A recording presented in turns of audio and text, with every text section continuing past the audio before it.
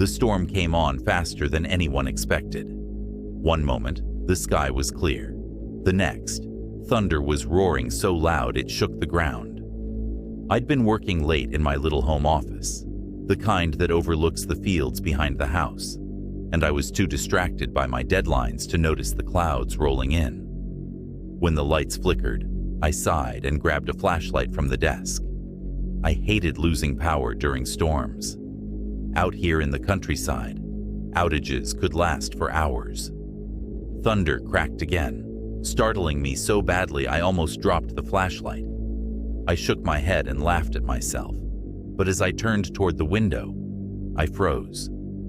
There was a man standing in the field behind my house. He was far enough away that I couldn't make out his face, but he wasn't moving, just standing there in the pouring rain, staring at the house. I tried to rationalize it. Maybe it was one of the neighbors. Maybe someone's car broke down. But I knew that wasn't right. I knew everyone who lived nearby, and none of them would be out in the middle of a storm like this. I crept closer to the window, keeping low, and peeked out again.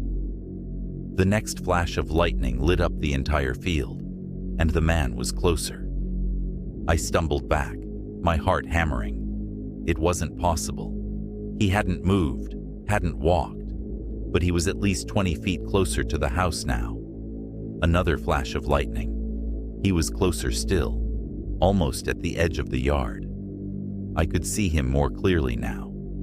His clothes were old-fashioned, like something out of a black and white photograph. His hat was pulled low over his face, and his shoulders were hunched, as though the weight of the rain was pressing him down. And then he moved. Not like a person, not like anything alive. His body twitched and jerked, as though every step was a struggle. But he was coming, closer and closer to the house. I panicked and ran to the back door, making sure it was locked. Then I checked the windows, one by one, until I was sure everything was secure. Thunder boomed, and for a moment, the power surged back on. The sudden light made me jump, and I turned toward the kitchen window, where he was standing. His face was pressed against the glass, his eyes pale and empty, his mouth stretched into a wide, unnatural smile. I screamed and stumbled backward, knocking over a chair. I looked up again, and he was gone. I didn't sleep that night. Every time I thought it was over, I'd hear it. A soft tapping on the windows, the faint sound of footsteps on the porch. When dawn finally came, I crept outside, armed with a kitchen knife. The storm had passed, and the fields were empty. But in the mud beneath the window, I found his footprints. I have never been so scared in my life. The storm that night was vicious, the kind that rattles the windows and shakes the walls. Rain slammed against the house, and thunder rolled like cannon fire. I had just moved into my grandfather's old house a few days ago. It wasn't in the best shape, but I loved the character of the place. Wooden floors, high ceilings, and even a sprawling, creepy basement. He'd left it to me in his will, and while I wasn't thrilled about its remote location, it was free, and I needed a fresh start. My dog, Capone, seemed to enjoy the space. He was a big German shepherd with a low growl that could intimidate anyone but a soft spot for me. Tonight, though, Capone was acting strangely. He stood by the front door, ears perked and eyes fixed outside, growling low in his throat. "Relax, buddy," I said, rubbing his head. But he didn't stop. His growl deepened, his attention locked on something I couldn't see through the rain-splattered windows. The power flickered, then went out completely. I groaned, grabbing a flashlight from the kitchen drawer. I sighed, knowing what I had to do. "Breaker box is in the basement, right, Capone?" His ears twitched, but he didn't follow me as I opened the basement door. Usually, he was glued to my side. Not tonight. The air on the stairs was cold and smelled like damp wood and mildew. The flashlight beam bounced off the stone walls, throwing shadows that danced and flickered. The breaker box was across the room, hidden behind stacks of old furniture and boxes my grandfather had hoarded over the years. I'd been meaning to clear it out, but I hadn't worked up the nerve. As I made my way toward the box, my foot splashed into a puddle. I cursed, stepping back, but when I shined the light on the floor, my stomach turned. It wasn't water. The puddle was dark and thick, with a faint reddish tint. It spread outward, leading to a corner of the basement that was shrouded in shadow. Then I heard it. A soft rustling, like fabric brushing against the concrete floor. I swung the flashlight toward the sound, and my breath caught. A man stepped out of the shadows. He was gaunt and filthy, his clothes tattered and soaked, his eyes wide and glassy. He stood perfectly still, watching me, his chest rising and falling in uneven gasps. "Who the fuck are you?" I demanded, my voice shaking. He didn't respond. I backed away, trying to keep the flashlight steady, but my hands were trembling. "Get out," I said louder this time. "This is my house. I'll call the police." That made him move. In an instant, he lunged toward me, his hands clawing at the air. I stumbled back, tripping over an old toolbox and landing hard on the ground. The flashlight rolled away, its beam bouncing wildly. "Capone!" I screamed, my voice echoing in the basement. The man grabbed my ankle, his grip like a vice. I kicked hard, catching him in the face, and scrambled to my feet. As I bolted up the stairs, Capone's furious barking filled the house.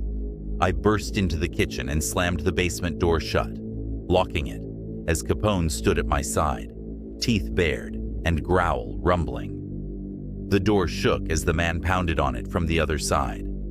I grabbed my phone with shaking hands and called the cops. When the police arrived, I led them to the basement. My heart raced as they descended the stairs, flashlights cutting through the darkness.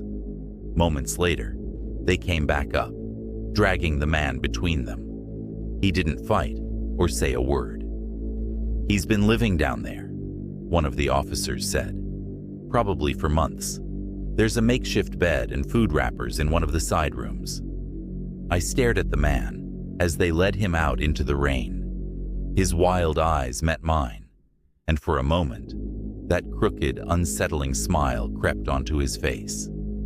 The officers assured me they'd take him to the station, but even after they left, I couldn't shake the feeling that he'd be back.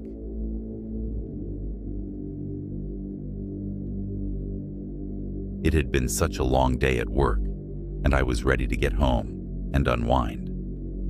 Of course, the universe had other plans. The rain started coming down in buckets as soon as I pulled into the grocery store parking lot. I sat in the car for a moment, hoping it might let up, but the thunder rolling overhead told me otherwise. I grabbed my coat, dashed through the downpour, and made it inside, soaking wet by the time the automatic doors closed behind me.